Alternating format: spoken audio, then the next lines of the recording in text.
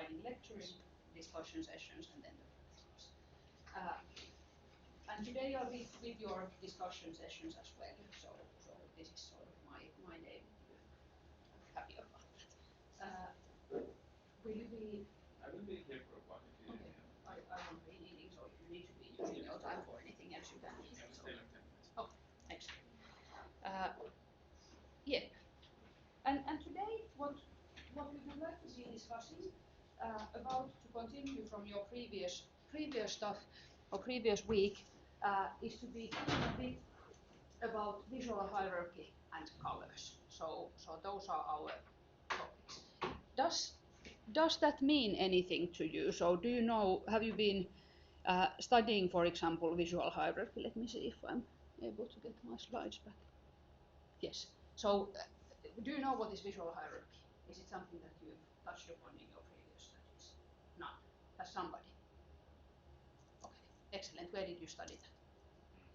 Was the intro to advanced GIS course?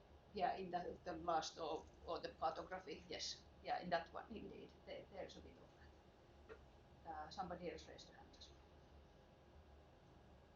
But this is stuff which is of course related to cartography and how to make maps, but it's much related also to all graphics design. And there's a huge world out there of graphics design, of course, which is related to cartography. And in that sense, we are sort of scratching a bit of the surface, but hopefully in such a way that you're able to make good maps in the future. So two broad topics today.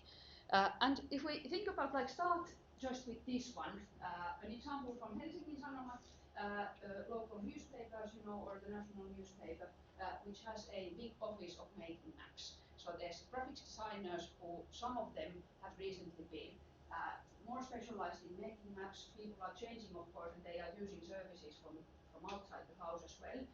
But still, their maps have been increasingly good. And somehow it's really nice to be using that as a source of inspiration, that and any other sort of big newspapers, to see that how are they making maps. And this one now captures some of the things that we'll be discussing today.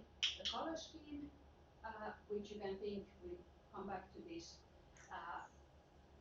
and something which introduces a color scheme and a layout that introduces you to visual hierarchy.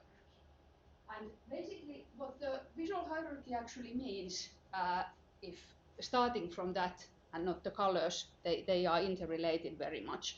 But what is it actually in this? Can any of you guess? What could it mean? Well, the thing is that when you read text, you read it in a certain order, don't you? Depending on your language, you read it in different directions, but in our system, you read it from left to right and from up to down, isn't it? Like this. But when you look at an image, you don't have an order, but you have to be creating the order when designing the image, when designing the map. So basically, you should be creating the map in such a way that you direct the eyes of the one who's viewing to the most important things, isn't it? And then there are various different things that you can use. You last week discussed about the map elements, the sort of variables, map variables that you can be using, symbols, lines, colors, and so forth, layout as well. So those are, layout is not map elements really, but still. And with those you can be directing where the viewer is looking. And if you want to be thinking of cartography as a way of communicating, it's like text in a way, that you try to be communicating a message, and therefore the order in which the person looks at this image is important. And now you can think that what catches your eye, for example, in this one a bit, and we'll come back to this. But how it's sort of usually defined, officially defined in a way, is that the visual hierarchy refers to the arrangement or organization of elements within a design in a way that guides the viewer's eye through the content in a specific order of importance. And it's about creating clear and logical structure that helps user navigate and understand the information presented. And I think that this is the most important thing, that like I could stop now for today in a way that if you think of this throughout the map making process, that what is it which is actually important in the map, and how do you actually emphasize that, and how do you make the order, you're already able to make usually really good maps for yourself if you're the viewer of a big data and you want to be visualizing the content for yourself to understand it, or if you're communicating your results, for example, on an MSc thesis or a report or something else to somebody else. So keeping this in mind throughout the process, when thinking about what to present on the map, what kind of data do you have, what variables do you use, what colors do you pick, how do you create the layout. So how does the viewer look at the map? What is the how do you emphasize the most important things is which is the key in a way for successful communication.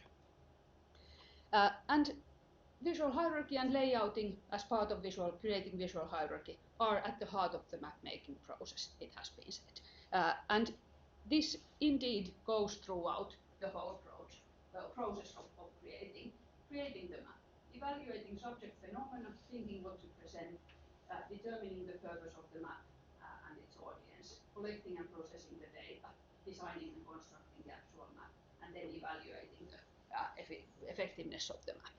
Today we'll discuss mostly about this part, design and construct of the map, and particularly from the perspective of the colors, but also other things. So in a way, this is the key place to impact the visual hierarchy, but of course all of these steps impact the way how you communicate things and what becomes in a way important in a map. And I have a couple of examples here where we can be thinking a bit about the visual hierarchy. Here's a guide map from Suomenlinna, the Fortress Island in front of Helsinki.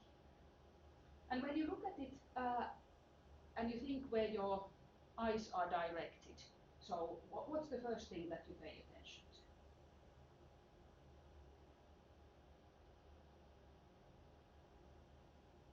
Yeah. The red lines. Yeah. The red catches your eye easily. It's the kind of color which is the most forthcoming. It sort of approaches you, and therefore the map having red and the points with red and the root are sort of put to your eyes.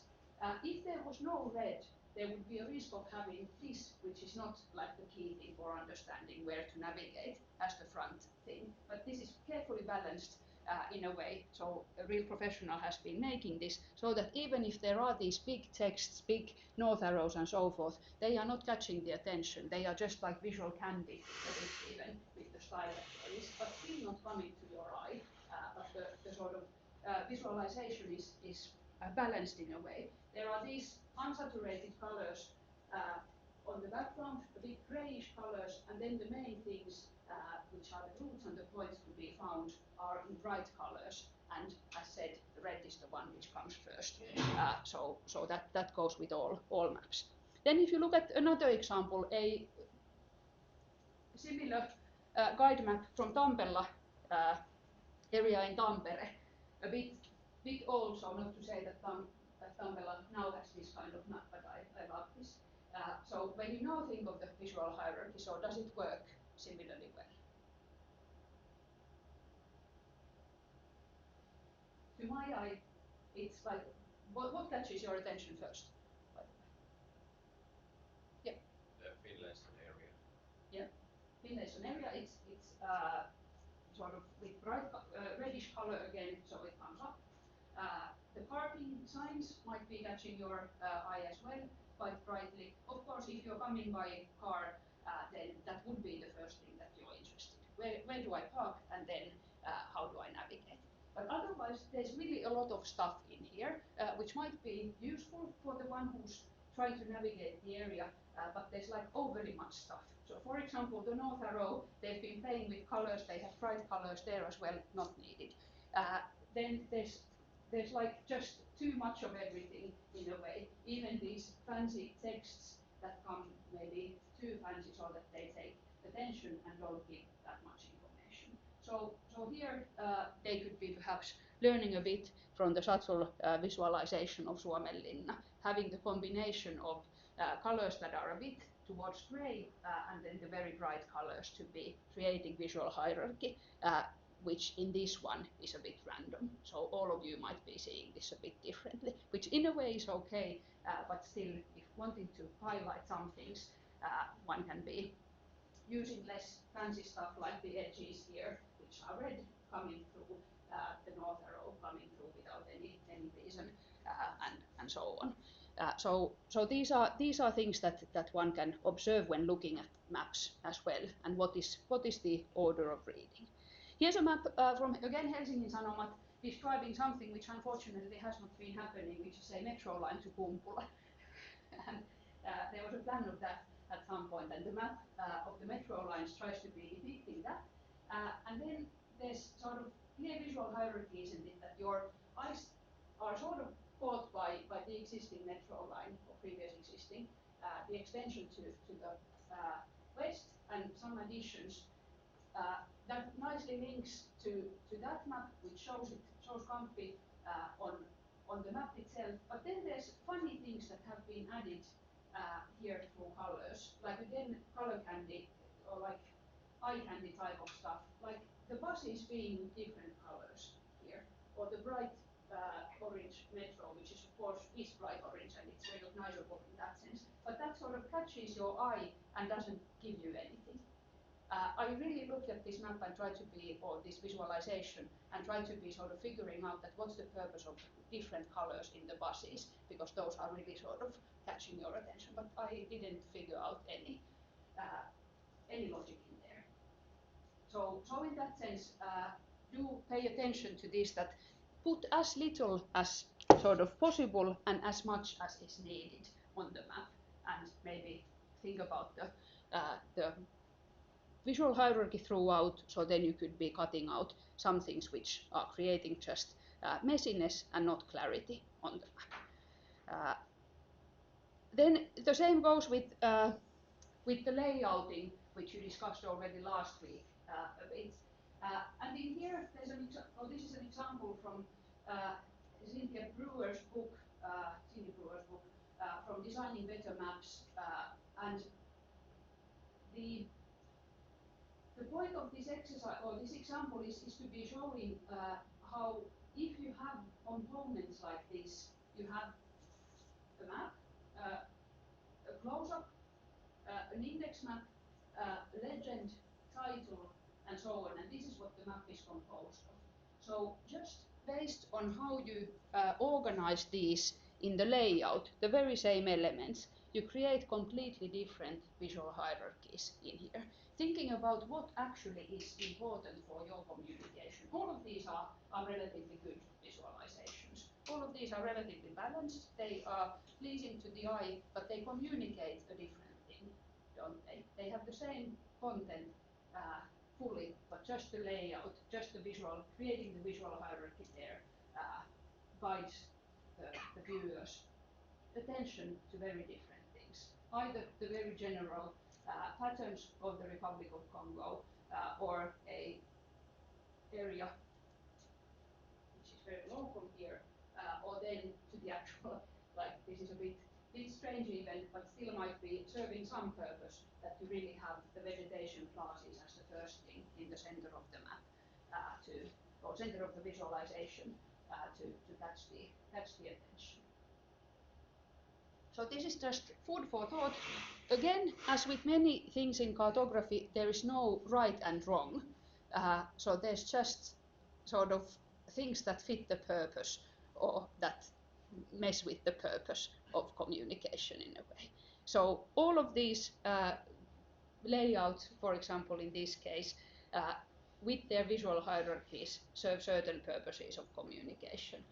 But thinking about it when you create the map, either like the actual map or the full layout, makes it much easier for the reader to understand what you try to be communicating, and in a way makes you a better map maker as well.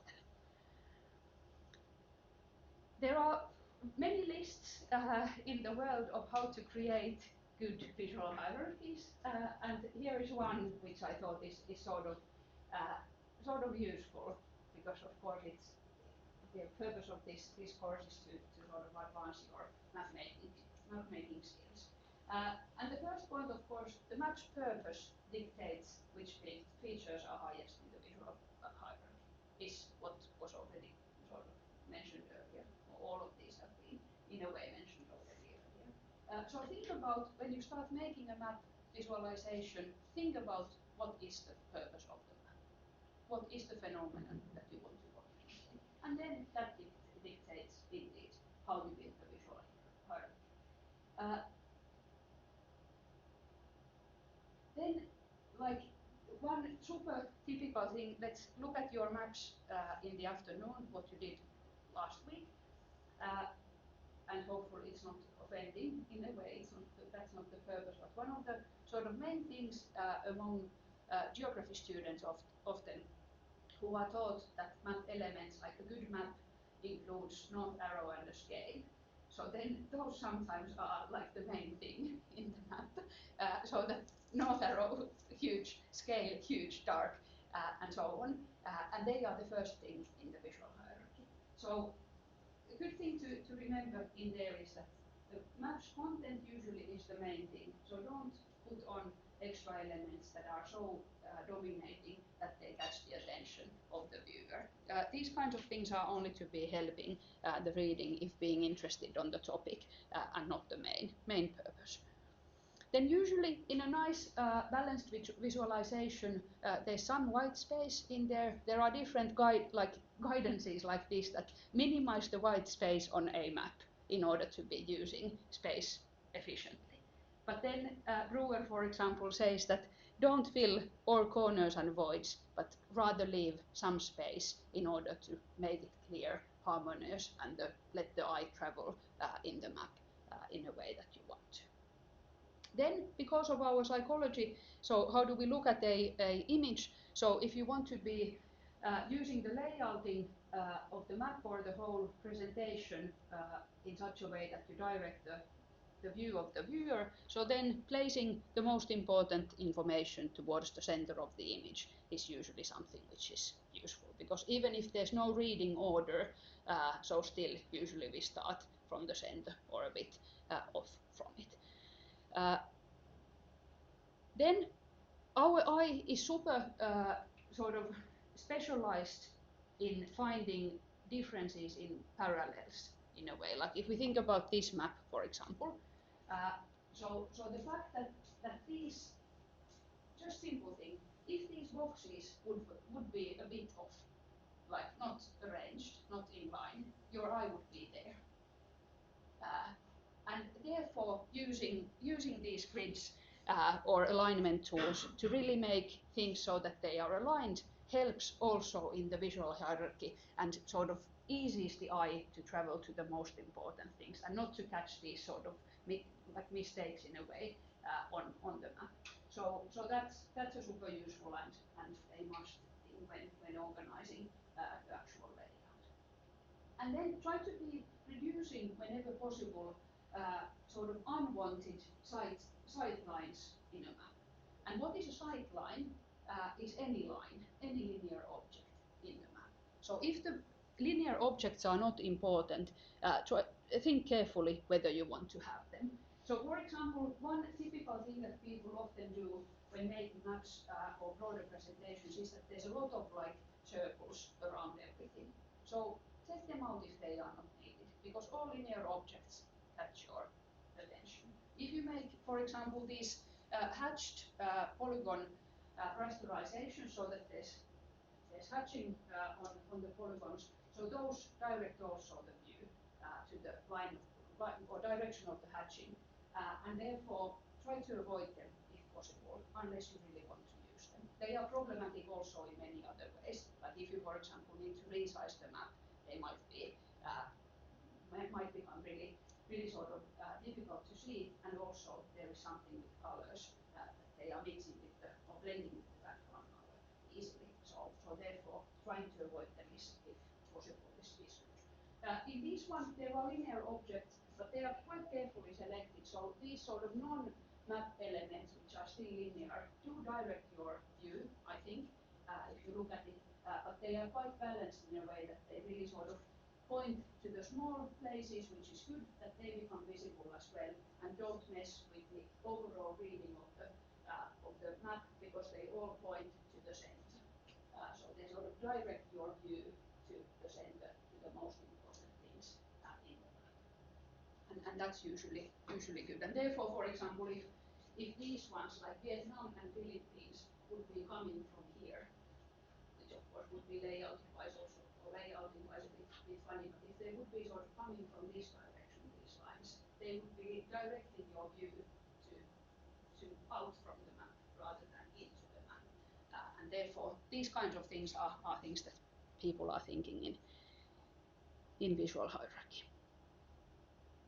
Any thoughts on this?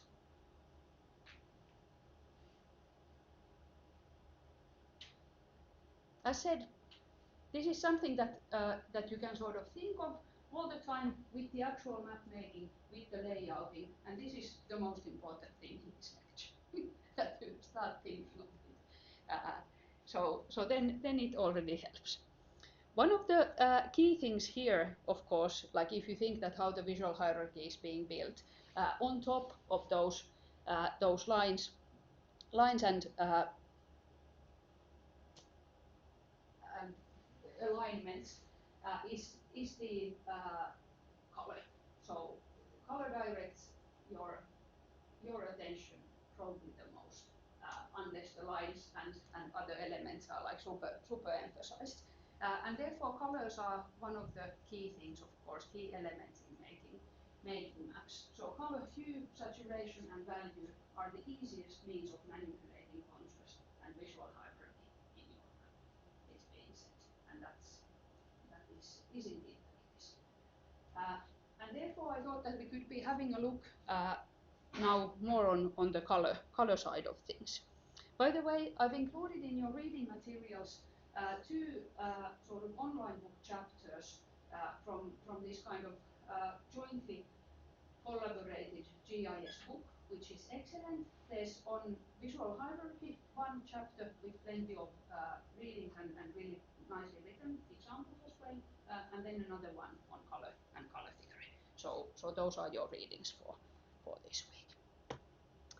But if we think a bit about the colors in cartography, so indeed,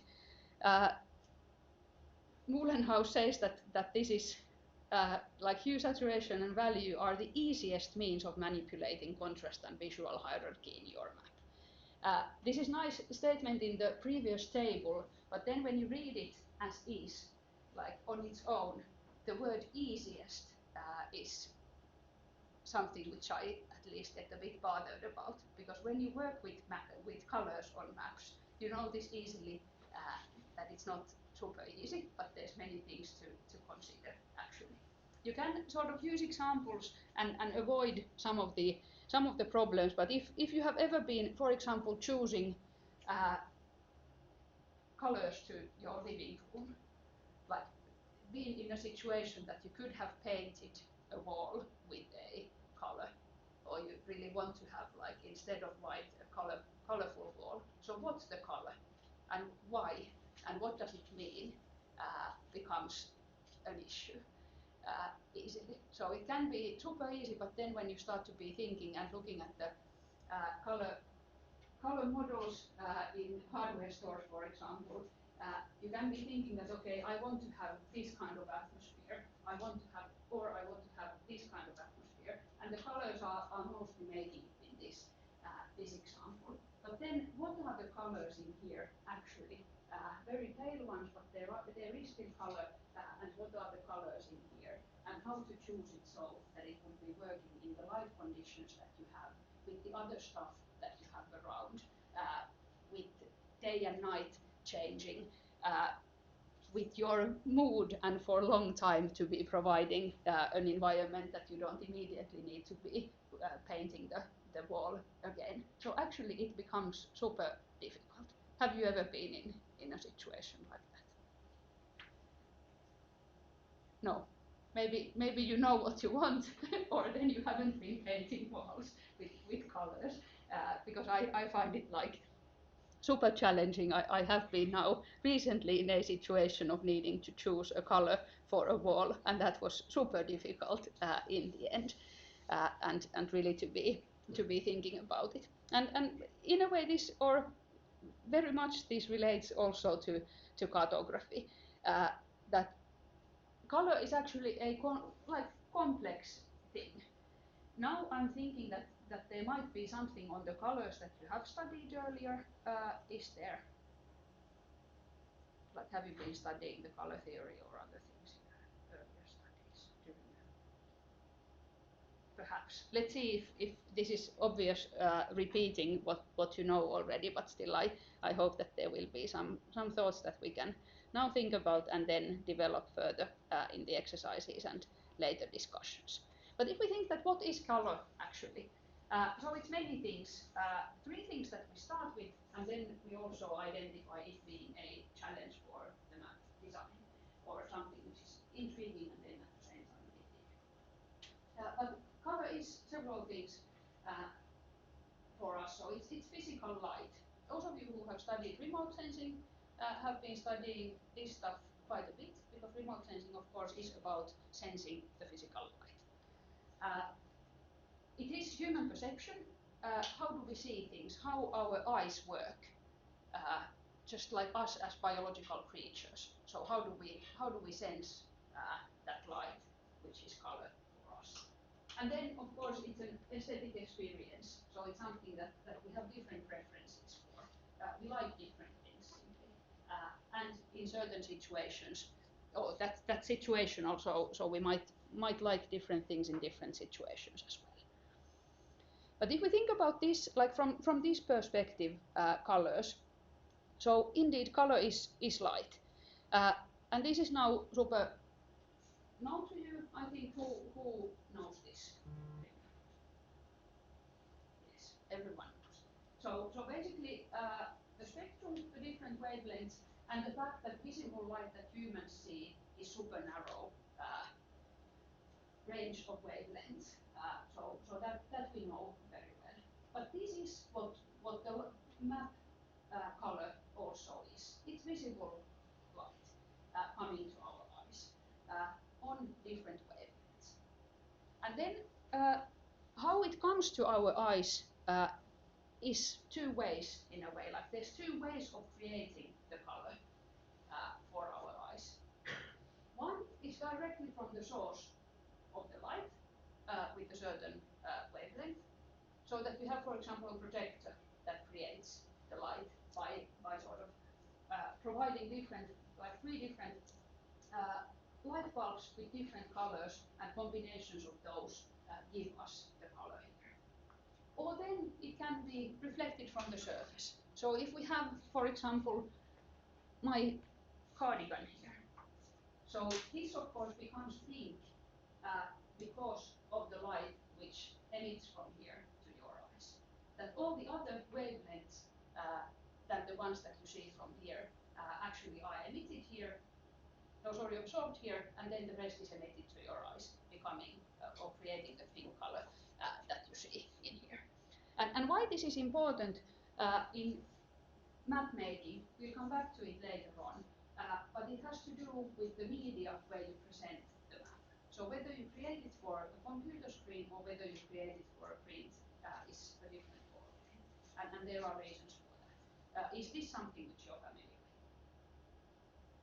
Okay, excellent. Why is it then? Why is it important from that perspective? Or maybe we come back to that once I have the stuff there to show you. But this is just something like a starting point, which is good to recognize. Then another starting point is that our eyes sense this color or this light with our sensory system. So this, like, light and the different colors, different wavelengths are part of human perception. And there's a broad field of psychology behind it, trying to understand how we see colors, and even contradicting views on how are we forming the colors in our heads. So this is now one interpretation of how things work. But there's others, and in the textual explanation that you have in your reading materials, there's a bit more exploration of this topic. But do you remember how human eye works? Like, do you remember that we have, for example, different cells like rods and cones in there? Who remembers that from high school biology or other biologies? No?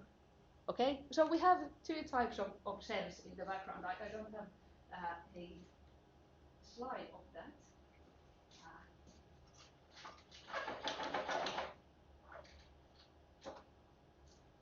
Use this one. So if we have human eye here and the pupil is here,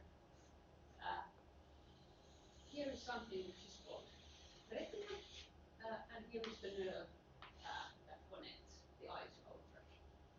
And now I might be drawing this a bit wrongly, but anyways, so this part is where we see really clearly.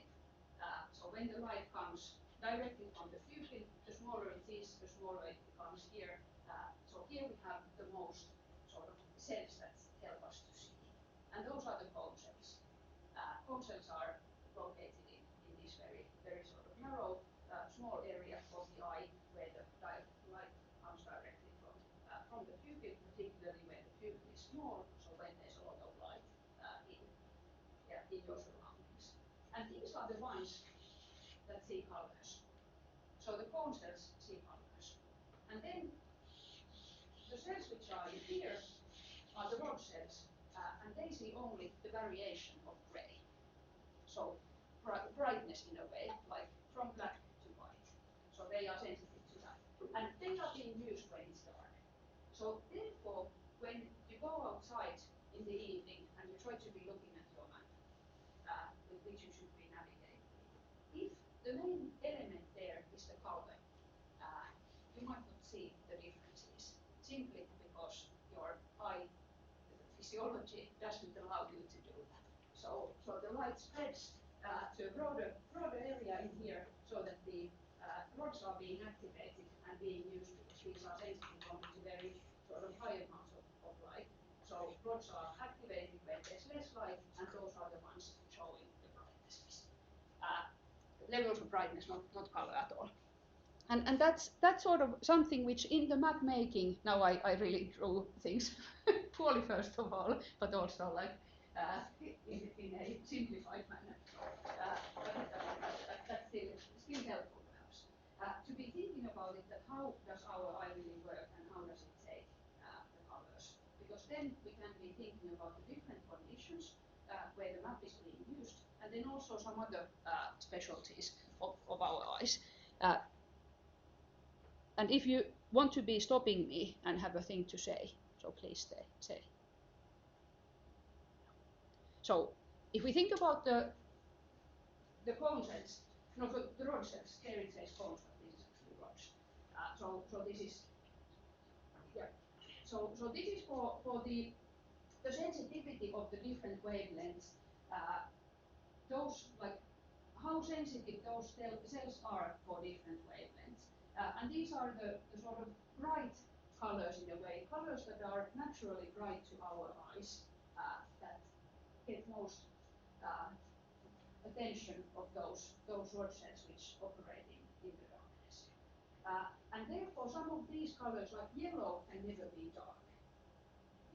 In our eyes, yellow is a color that is difficult to make a dark color. So it's always bright by nature, in a way, because of how we see how our rod cells are like. Then if we want to be separating the colors really well, so then the cone cells become in action. So then there needs to be enough light for us to be seeing the colors. First of all, as said, in darkness everything is grayish and no colors are visible.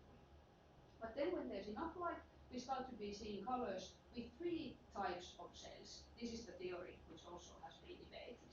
That the cone cells are specialized for different wavelengths, and that there are three types of specialized cone cells. Those that are specialized particularly for blue wavelengths, those which are specialized for green wavelengths, and those which are specialized for red.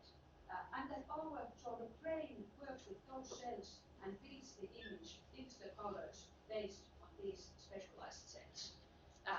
And as you can see in this one, if you can see the different colors, because of course there's a lot of people who have difficulties in seeing green and separating green and red, for example. That's a typical challenge. And from this figure, you can even see why that is, because the sort of sensitivity curves are so close by to each other that those cells, even if they are specialized to these certain wavelengths, they are still close by and easily mixed, therefore, which then leads to the fact that this red-green color blindness is the most common types of color blindnesses in humankind.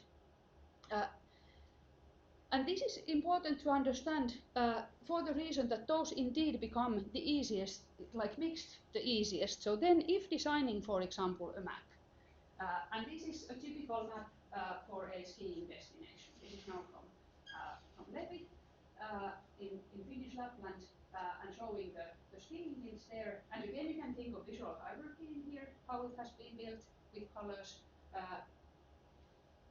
And then you can think of this from the color blindness perspective, as this is critical information in a way, like one going for skiing and needing to know in fog where are they. So if all the signage is with these colors, this is how those with red-green color blindness see things. I don't know if any of you have that kind of challenge or want to sort of repeat it. You don't have to. But anyways, like this is how it becomes visible. So grayish, brownish colors that are all mixed. And as we have been having, like many of our staff members, many students have that kind of challenge. The same thing of course comes also with thematic maps. So if you have, for example, a geological map with the Finnish colors that you have, like the typical colors that we use in Finnish geological maps, those are almost impossible to read for those having these challenges. The problem is that there's not enough printable colors to make everything colorblind safe.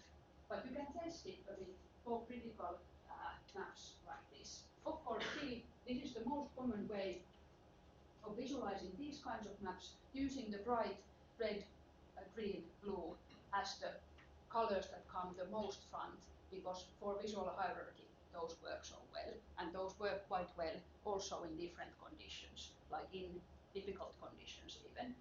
They come forward easily. And for that reason, it's now thinking about the majority and not the minority in the map making process. But still important to understand. And this all goes to just how our brain works indeed. And then if thinking in darkness, what you would see from this is a black and white version, or grey monochrome version of it. Then another thing which is, I think, super fascinating is the like how our color sight develops even as human beings. So when we are born, you know what are the first colors that we see? Yet black and white, but there's also some more sort of classic colors. It's not blue and red, it's yellow and red. At least that's what is being thought. And if you have like experience of the neuvola system in Finland, so the sort of baby healthcare system that you are sort of visiting as a pregnant mother and then later on with the baby very frequently, this is what you get when the baby is born. There's some advertisement in here which has been cut out now. But this is what you get, and the purpose is that you can be placing it in some place where the baby is on the, when you take care of the baby, so you can be putting this there, and the baby sees a smiling face all the time, because these are, or something stimulating more than a smiling face, of course, because these are the colors that they can see, like what we have been able to see as the first. These are the most sort of primitive colors to a human being. And why this is interesting and exciting is, of course, that from cartography point of view, if you put these colors to the map, it becomes really sort of really strong somehow. And this same idea has been already, like if you look around in the normal environment, everything which is a warning sign, when you look around, is with those colors, those most primitive colors, because they are so efficient in communicating stuff to us. And so sort of alert us. And then if you want to be alerting people, then it's good to be using those. If you want to be just sharing information, then you can be thinking that whether you really alert them that much. For guiding signage, as you know, in Finland we use these colors, which are much less sort of hopping to your eye. But there's interesting visualizations using these super primitive colors as well, primitive to us, I mean. So for example, this again from Helsingin Sanomat. If you think about visual hierarchy, one thing, I'm not sure which you see, like even if they're so striking colors, which is the one in the visualization that you pay attention first? Maybe the red and then the black. The red and the black, yeah. And even Ethiopia, which is the article is about Ethiopia, so that makes sense that it has been sort of even highlighted with black line. But is there something else in it? What I pay attention to first is these people. Like people are so captivating to people that you often look at them. So try to be sort of put your hand so that you cover the people from the visualization and see how different it becomes. Like it really feels different, doesn't it? That when you include people, then it changes the atmosphere completely. Of course, personalizes it and somehow makes it appealing. And therefore, in some map visualizations, for example, your MSc theses, including photos in them, trying to be overall saying that how does it look like for real is something which is super sort of efficient for communication, and then if relevant, even including people, is something which makes it appealing. At the same time, it sort of directs the attention a bit elsewhere if you really want to be communicating the map. And in this one, of course, as said, so the red and the black, they come really to your eyes very strongly. And it is very unusual choice of colors, like very alarming somehow. It's about death problem in Africa. So in a way, an alarming topic perhaps, but still I was curious to see this kind of choice of colors in this one. Then of course, color, it's still like if it's light, if it's like something on our sensory system, it's of course something that is sort of aesthetic and experience as well. Something that we are sort of culturally like raised to, that what are the meanings of the colors, for example, and then it's just a personal preference. And then there's again no yes and no, like that this is good and this is bad. I take two examples from the same artist. Last week you were discussing with Kamier about cartography as an art, and they are really sort of interlinked from the history, but also you can link them still now, if you will, by looking at some like paintings, for example, by artists or even photos, and seeing that how is the color display, choice of colors in them, because art, like visual arts, are much about choosing colors, depending, of course, the way how you present. This is Henri Toulouse-Lautrec from 1896. Is this one a pastel piece from a person? And you can observe the colors, like how the different details, the hair, the boots or socks, how they have been highlighted with brighter colors, with something that comes forward, the reddish hair or the chairs with the warm colors, they come forward to you, whereas this sheet and the boots go away from you, but still sort of putting in careful manner the colors in place, one is able to really create a feeling overall, of course, like with the living room examples, certain sort of atmosphere, certain impression of the situation, but then also direct where the eye moves, isn't it? Like build visual hierarchy in this kind of thing as well. Then another piece by the same artist for a completely different purpose. So this one is a poster to be advertising Moulin Rouge and a certain show there, and how this one has been using these very strong, like saturated colors, bright saturated primary colors, a lot of black, a lot of red, really jumping to your eyes. And still it's quite harmonious, isn't it? The choice is because of the different methods, how these pictures have been created with pastel and with poster printing. The opportunities are completely different, but still it's also how and why things are being communicated. For just artistic exploration, and then for marketing something, bringing this to attention in the streets. And still, to me at least, both of them are very beautiful presentations, even if they come from completely different sort of visual tradition from the same person still. And of course, these are the kinds of things that people then, when they want to be communicating something strongly, as in this case, I think, so one can be playing with. Or if they want to be communicating something harmoniously, then one can be learning from these examples. And this is, of course, something which has been used in graphics design in history of it. So combinations of strong colors, strong visual messages that one can have also in maps. But this is much a matter of preference, but still we can learn from each other's preferences, and we can learn from artists in the way how colors are being used. Any thoughts on that? No, not yet. Well then, in the beginning I had like these three different bubbles, saying that color is light, color is human perception, and color is an aesthetic experience. But color is also, like, more from theoretical and technological perspective. It's a theoretical question as well, that how do we then organize those colors so that we are able to communicate them, and how do we reproduce them technically? So those are challenges, and interesting challenges for those who are making maps. And one of the innovations from Sir Isaac Newton from already 1666 is a color wheel. Have you been using color wheel? Yes. For what purposes?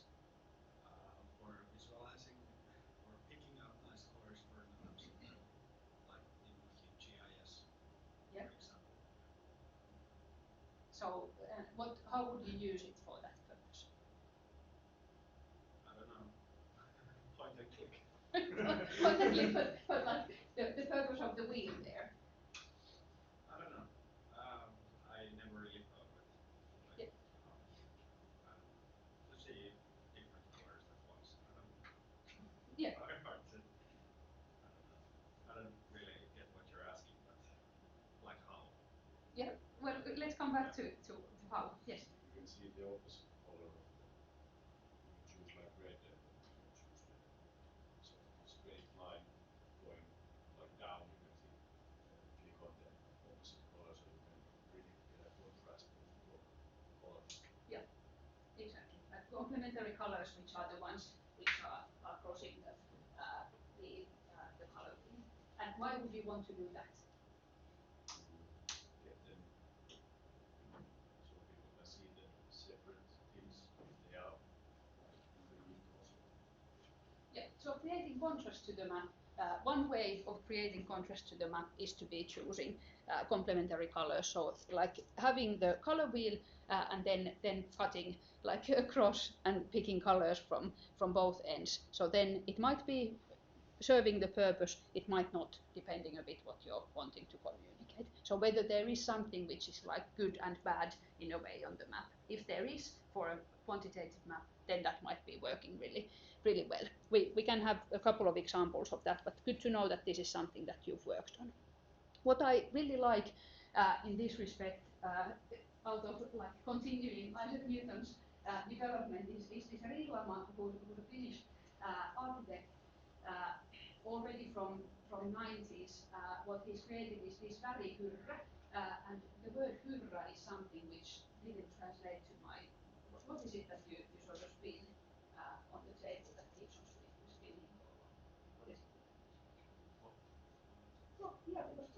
word, and I'm so confused that if I say color top, so then it doesn't open to you. But that's what it is. So the thing that you could be sort of spinning, and the idea of this is that there is the color wheel, so the different hues of color on the edges, and then inside there is, you can imagine, a pole having white and black on it. And the colors, when you move towards the top of the pole or the bottom of the pole, they become more tilted to black or to white.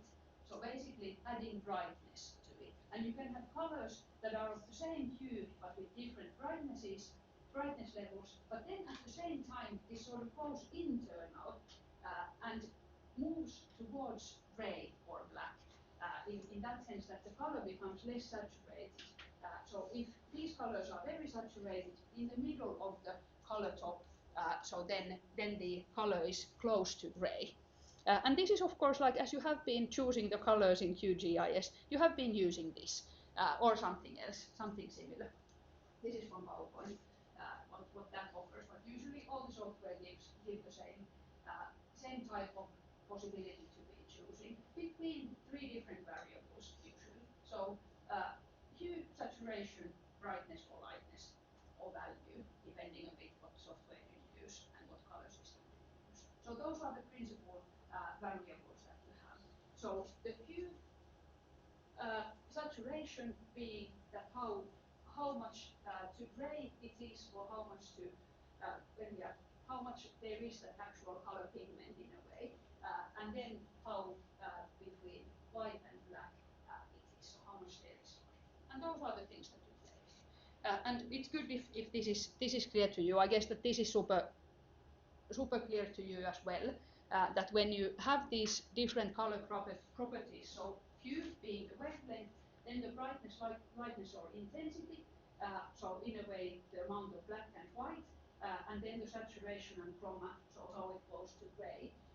So those are used usually in cartography in such a way that you provide qualitative representations by the hue, and then quantitative representations by these brightness and saturation, isn't it? That's on the best one.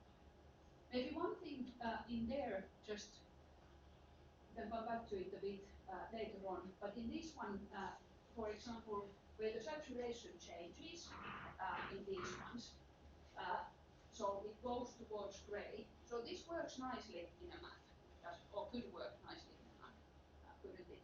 For a quantitative thematic map presenting something which changes in order, similarly to this one. But the difference between these two is that if you would need to be making a copy of it in black and white or in grey, most of these would be quite the same, whereas these would be very different from each other. So again, like thinking how the media changes or potentially could be changing might be impacting your choices of whether you play with brightness or whether you play with saturation in your color visualization. And the same goes potentially with all of those hues, that they are quite the same for black and white presentation, except not fully, as I'll show. And then if we take like super bright colors, so that the saturation is at max, and then there's, well, saturation is at max in these, and the different hues are represented. So when we just play with brightness, we are able to create a bit more smoothed, more harmonious way of communicating. So these super bright colors, as you could see from the skiing guidance map, or from the maps of Suomenlinna or elsewhere. So these serve a purpose sometimes, but if they become visible or become used in large surfaces, they become really annoying as well. So therefore, usually these are being avoided in large surfaces at least, and then one either uses the brightness to be controlling them and making the map presentation more harmonious, or even a better trick, if you look at, for example, Finnish Atlas, the last one that was made, I could bring it to the discussion session in the afternoon. So what they have done is that they've created the harmonious view, similarly as say Helsingin Sanomat does, that they tilt the colors a bit to gray. So if you decrease the saturation of your colors, if you add a bit of gray, you easily get more harmonious visualization of the map. But then you can of course play with some accent colors and add something which is bright, as was done so with full saturation like this, which was done in the maps of say Suomenlinna, and that adds and creates visual hierarchy again. So this is the way how the visual hierarchy is played with in the colors, or with the color wheel.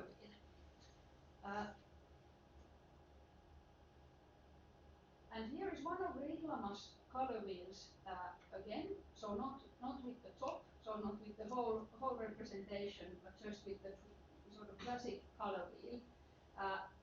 And what is sort of interesting in here is that this sort of bar in here, this is the only presentation that I've found that really has this kind of visualization. So it shows that how much sort of light and brightness there is in these colors because of our sensory system. So in a way there's as much sort of lightness in this one as there is in this one, meaning that you can't do the dark yellows because you can't be adjusted in such a way that it would be very dark, because inherently, because of how our eyesight works, it has the sensitivity to it, and it has light in the color itself. What about this white line here? So what is that? What does it create here?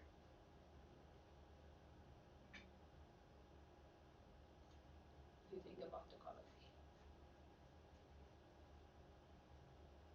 So it divides the color wheel into two, and to two what? If you split it through there, so what are these and what are these colors?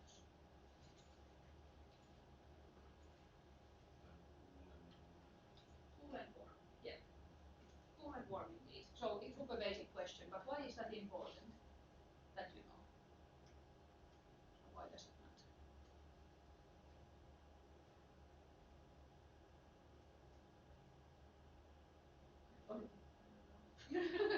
From map making perspective, it does matter a lot. And why it matters is that those which are the warm colors, so on that side, so they are such that they sort of jump to your eyes. They come forward to you. And the cool colors are such that they escape from you. They go more remote. So if you want to be creating something where you sort of bring something forward in the map, building visual hierarchy, use something from there. If you want to be creating, again, harmony, balance in the map visualization, so that you wouldn't have that much sort of things jumping to your eyes, use these colors. If you have huge surfaces of something which is of not that important, of not that importance, then you can be, when playing with hues, you can be sort of choosing something that goes remote. And then it becomes easily balanced. If you put huge object using these colors on the map, it really sort of comes to your face. And sometimes it might be the purpose, but not always. And therefore, knowing this and playing with this intentionally is usually useful. So just thoughts on that, and we'll come back still to this a bit today to think that how do we then choose good colors. Is there some meaning of these lines like complementing each other from the like opposite sides, because it looks like that they produce like ones, like if you add on the opposing lines to each other. So they all sum to one in a way. Yeah. So I think that is indeed the idea, that because of how our eyes work, so it just, this is how he has been visualizing it. I don't know whether I guess they are supposed to be summing to one, but I haven't been. I don't know, to be honest, that whether that's relevant or whether just the sort of length of this is relevant. Maybe it is. And that tells about the complementary colors, of course, overall, that as was pointed out, that how good colors can be chosen. So I have slides from that later on, but maybe we use this one. So then, if you want to be sort of creating something which is for quantitative maps and somehow harmonious, you can be picking just one color and playing with the saturation or brightness. Or you can be picking like neighboring colors and make a very harmonious analogous map of using a couple of close by colors from the wheel. It becomes naturally harmonious. There's not that much contrast. Depending a bit what you want to be communicating, it might be super pleasant or difficult to read. If doing that for a qualitative map, say land use map, so that you would be choosing colors from here only, that would be difficult to read. And that's a classic thing. Whenever somebody makes an MSc on parks, and they want to be visualizing, for example, different types of parks in Helsinki or different types of parks in Finland. The first map often is such that there's sort of these three colors, for example, presenting the different types of parks. And that's super difficult to read. So going beyond the classic intuitive colors a bit is useful if you need to be sort of communicating differences. But still, with neighboring colors from the color wheel, you're able to create super harmonious, beautiful visualizations with the hue as the variable on a quantitative map. But usually supporting it with also changes in the brightness or changes in the saturation is useful. Then, if you want to be somehow creating contrasting presentations, so then indeed going with the complementary colors is useful. So for example, having some basic things or some dominating things from these colors and then adding an accent from the opposite works super well. Or if you have a map having, say, plus and minus values and an inflection point in between, so that 0 means something or some other value means something really, and then you go above or below a threshold. So then for those you can also be using complementary colors.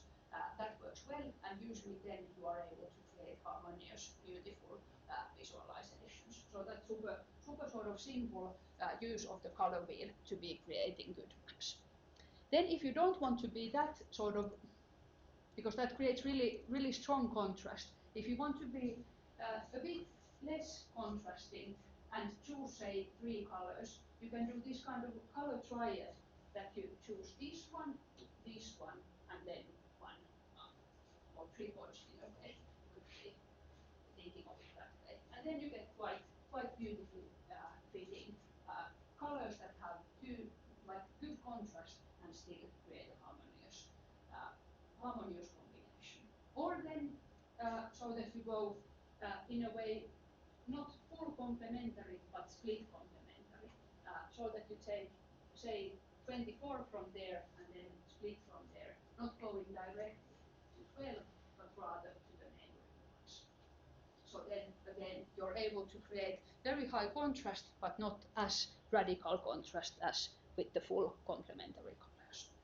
So this is the way how graphics designers use this color wheel, and this is how cartographers as well have been using it, and why it is so useful, I think, for thinking about it.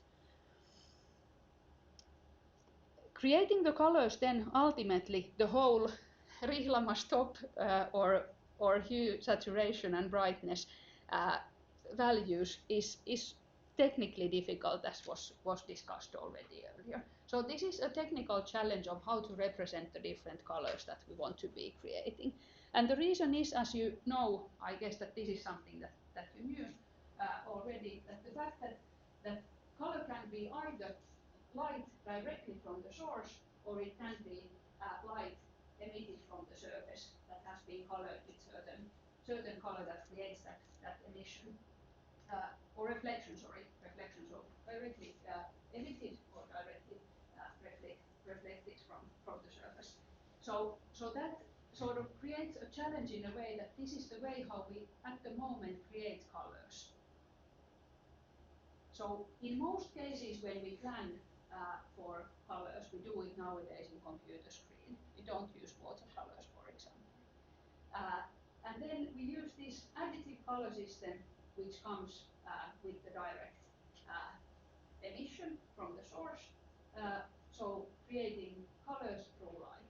So if we have, for example, in that projector, 3 different primary colors, red, green and blue, and those create all the different colors. This is super basic for you. All your screens work that way, as you know, and also remote sensing, for example, operates with this. So then the secondary colors become magenta, cyan and yellow. And then when you have all the light on top of each other, you get white. And then when you print, you have the opposite situation. You start sort of subtracting, in a way, different wavelengths from the light that comes to your eye. But of course, like in practice, you start adding ink. And then the primary colors are actually yellow, cyan and magenta. And then by combining those, you get the primary colors of this system, which in this system are the secondary colors. And even if you would be, as you know from using watercolors, so even if you mess everything up, so you take all the colors and try to be mixing them as much as you can, you still usually don't get black, isn't it? You get sort of dark brown, but not black. And therefore, in this system, you usually use the cyan, magenta, yellow, and then key, which is black ink. So otherwise, you create all the colors with these 3 colors, but then you add the black to create the contrast that is really needed. Is this something that you know? Who knows this stuff? Hands up. Sort of, yeah. Okay, we'll spend a bit of time with this still, so that everyone is on the same map, because there's a practical sort of impact or practical consequence of these 2 ways of making colors, and really 2 ways of somehow creating colors also in our everyday cartography, as long as, or if we have to be printing something out. And there's been so many challenges with this, that whenever somebody sort of plans a printed map, then that it becomes completely different from what you thought is a typical thing, and it relates to this color system, and therefore it's good to acknowledge this, even if mistakes happen when you know this very well, as I'll show you. But this is still the way how, for example, this image is created in RGB system. So you have the different lights with different colors, and if you look at, for example, the whites of the glaciers, or the snow at least, so that's a situation where you have the most light in all of these different 3 lamps, if you will, and then that becomes white. So you add all the light that there is, so then you receive white, and if you tone it down, you receive with the combinations of different things, for example, browns and greens, and well, green comes from here almost directly, but this one is a combination of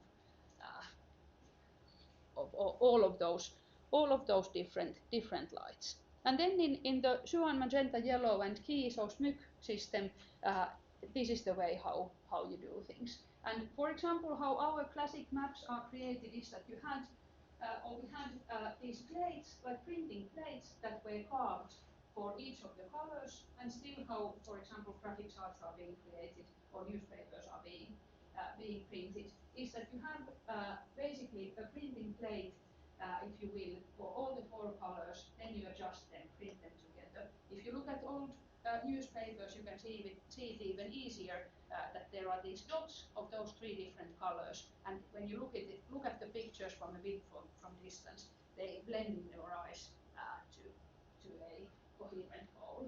But actually, when you zoom in, you can see the dots, similarly as you can see the red, green, and blue dots in your screen when you really zoom in. And this is also how, for example, color film works and so forth. But why all of this is interesting and important is that if we think about what then can be reproduced by screens or what can be reproduced by prints out of that color gamut, as it's called, the whole, like all the possible colors in the world, which this tries to be depicting. This space, which is created with the axes that in the corners are the primary colors. So RGB system, which is the most commonly used in computer screens, is able to cover this part of the color space of all possible colors in the visible light spectrum.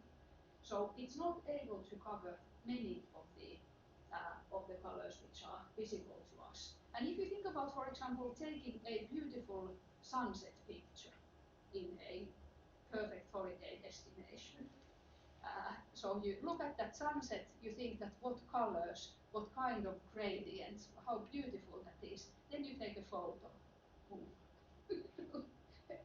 that becomes easily lame, depending a bit on your camera. How does it work? The story tells, and I'm not sure whether that's true for real, but if you remember or know, you are too young perhaps to remember, but the battle between Nokia phones, which were technically the most advanced ones in their good times, and the Apple phones. So Nokia engineers tried to be creating cameras that were depicting the world as well as possible as it is. So capturing only this part of the visible light spectrum and the possible colors, the combinations of those, and depicting everything as well as they could to represent the reality. And then Apple engineers came, they were able to emphasize, like if the reality was somewhere here. So what Apple engineers did was that they stretched everything to the max. And your visualization of your normal event that was quite pale for real became this candy-colored wonderful thing that you could then put in your Instagram and be like amazed by your view, even if it wasn't that amazing in the first place. And somehow that not depicting the reality, but depicting something beautiful and something like extra stretched was actually, they say, one of the selling points why Apple succeeded over Nokia phones. And it sort of has to do with this, not because they were able to stretch these borders that much in the monitors or screens or even cameras, but rather that they stretched within here. What we have in here is that I'll show a more complex picture of this gamut in here, which is now trying to be depicting different types of color systems that are in place and their space in the gamut. So, you know, there are many different ways of defining colors. In your reading materials in the slides, there's more detailed explanations of these. But basically, we've now been talking about red, green, and blue and SMUC systems. There's also hue, saturation, and value, which you might have encountered when playing with QGIS or something else. So that actually the color in here is being defined by hue, so the actual color, then the saturation and value, very intuitive.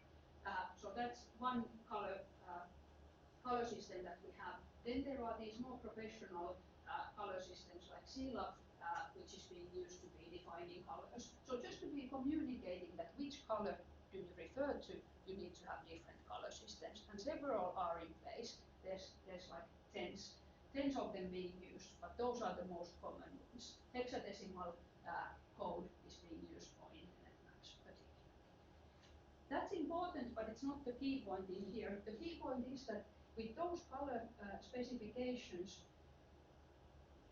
whatever they are, you're only able to capture a small part or smallish part of that visible light spectrum and the combinations that offers for our eyes. And for example, with SMUC, color, the printing system, you're able to capture only that one. So if you design your map with the RGB monitor, for example, having this kind of color space in the count, and you pick colors from here, they all might be blended into the same one when you print them out.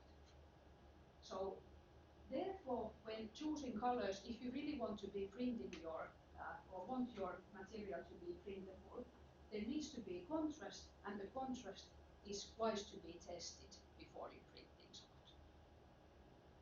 Obvious when you say it out loud, but it has happened so many times that people have been printing like 1,000 maps with expensive money without really seeing that whether the colors are different. And then in the screen they were beautifully different, and then in the outcome they were not. And for example, I have personal experience in this kind of thing, for example, several other mistakes as well. But we made a really extensive analysis which was published in Nature, which is like the top journal that scientists can dream of. And I made the maps and the graphs, and this was sort of trying to be explaining where global protected areas could be expanded if taking into account the distribution of 24,000 species that the distribution was known, or for which the distribution was known. And we made a sort of optimization analysis and wanted to communicate that if you protect, say, 25% of the land, terrestrial land, or 30%, which is now being discussed, and if we choose the areas for the expansion of the protected area network in different ways, so then we reach different conservation goals. This was the purpose.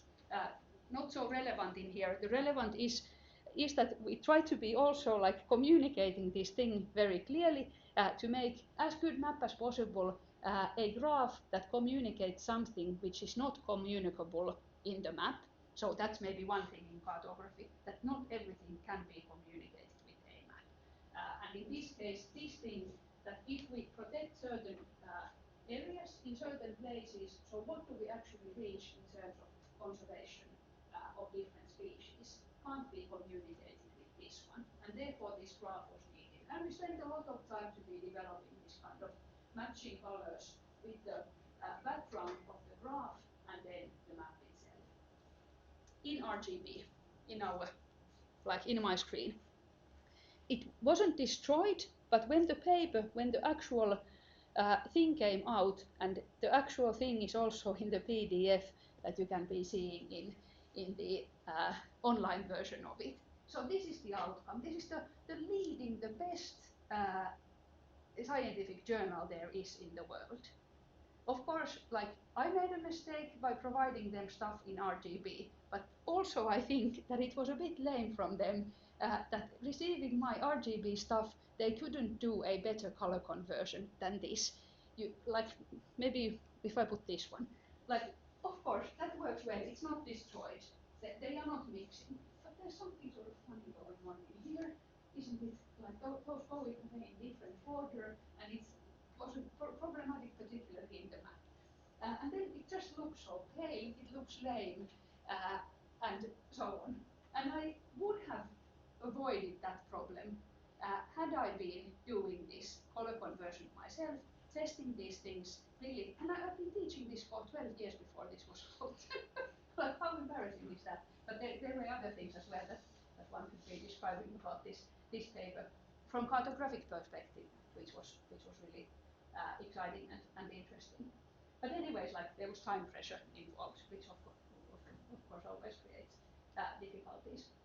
But anyways, like this is what it leads to, and therefore, if you're making even your MSc thesis as a printed thing, or particularly if participating in any printed report later on, the maps or any other visuals are used. So then make sure that the place where the thing is printed, either a normal printer, that you know what it gives out. Each printer gives out different things. Each printing company provides different types of color conversions. Paper influences, for example, newspaper paper sucks the colors, nothing is very bright. Glossy paper highlights the colors, and so on. So there are these things. So make sure that you test what you get out before making the final version with the colors. And the easiest test is to be doing the RGB SMYK conversion on your own computer and then printing out stuff.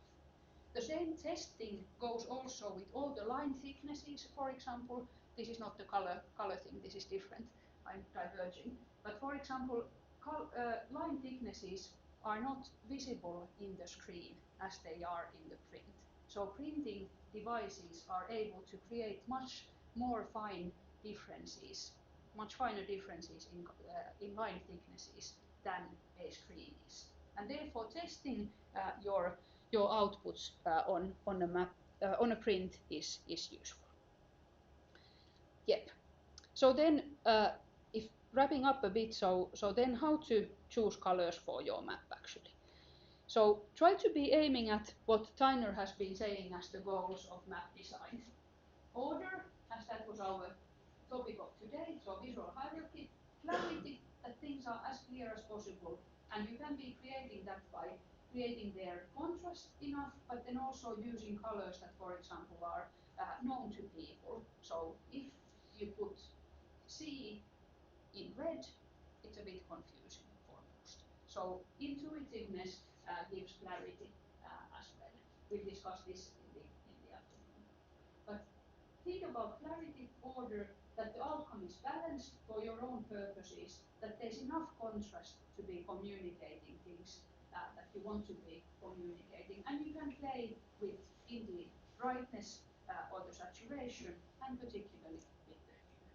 And that the outcome is as harmonious as you want. It doesn't have to be a super pleasant experience if you want to be sort of striking, saying something striking, but at best it's a sort of beautiful visualization, nice to look as well, so that nothing jumps too much to your eyes. So these are the things to think about. But if thinking about visual hierarchy as the main thing, it sort of covers most of these things, and that's helpful. Then I had these examples that we already discussed about. Well, maybe one final thing is that in this color, in choosing colors, one extra challenge in maps is that colors most often come in a surrounding, something which is called the sort of simultaneous contrast. So the fact that if you have the same color surrounded by, sorry, these are not the opposite ones, but there is the same color. The same color surrounded by different environment, so different color, it looks different, even if it is the same. And this is problematic for the legends and so on. So therefore using as clearly different colors as possible when you need to be communicating something qualitative is useful, because there are, depending on next to what the color is, it will change its looks. 2 weeks ago, Seth Anil, a psychologist, was lecturing here in Helsinki. I don't know if any of you was in the lecture. I was. And he was presenting this one, which was also in Helsingin Sanomat, how our brains fool us all the time. A and B are of the same color.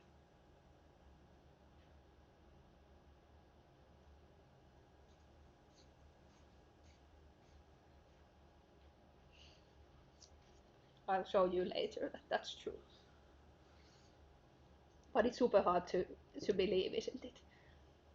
That is the case, but that is the case. So our mind corrects the shadow in a way. So as this is depicted in shadow, so then we think that it's actually brighter, and we can't really avoid it even if it's being shown to us that they are of different color or of the same color. So that's so strong. So this simultaneous contrast, the fact that colors are in their surroundings in maps most often, is one extra thing to consider, particularly if you don't want the legend and the map, or if you want them to be super clearly readable. So do pay attention to that as well. And the easiest thing is to be choosing as clearly different colors as possible when there is something important in your presentation. Yep. then. Maybe we close here.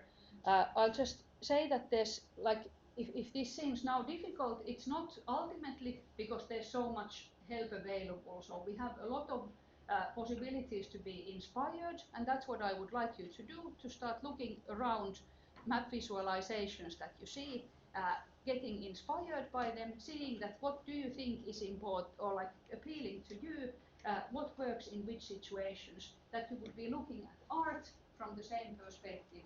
For example, that Antti Toulouse-Lautrec example I think is a good one. So when looking at art of any type, do pay attention to the colors and the choices of the colors. And then there's plenty of good tools to be guided with. So Color Brewer you've used already, I think. Have you? Many of you have. That helps in many situations. There are these inspirational places to look for. Helsingin Sanomat, Le Monde Diplomatique is super good in its cartography. You can learn from that. Or then, of course, you can learn from these artists and start playing with the colors that they have been using. If doing that, so if starting to pick color schemes from anything like this, turning it upside down helps you to be concentrating on the colors only and not what is on the picture. And then you can start choosing what would you like to have in your color presentation.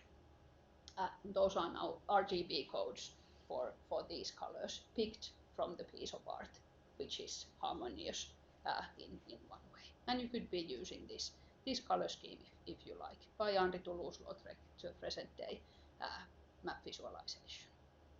And then maybe a final thing, which this one doesn't really have, which is something said by a Swedish cartographer to a colleague, Paula Ahonen-Rainio, who did her PhD on color visualization on a map, which is that there should always be a bit of red on a map. And that's, I think, a beautiful guidance, because it creates warmth and approachable feeling. And that relates to visual hierarchy. So if you really want to highlight something, then put it on red. Let's end there for today. There's plenty of reading in here that you can be reading later on, and come back together at 1 o'clock, isn't it, like 1:15, to be discussing some of these things. My plan was to be discussing your works that you've done the previous week, and then some other issues related to the topics talked or touched upon today. So I hope you allow us to be looking at your maps, and it's not to be sort of giggling at them, but to be learning from them. Yeah, thanks so much.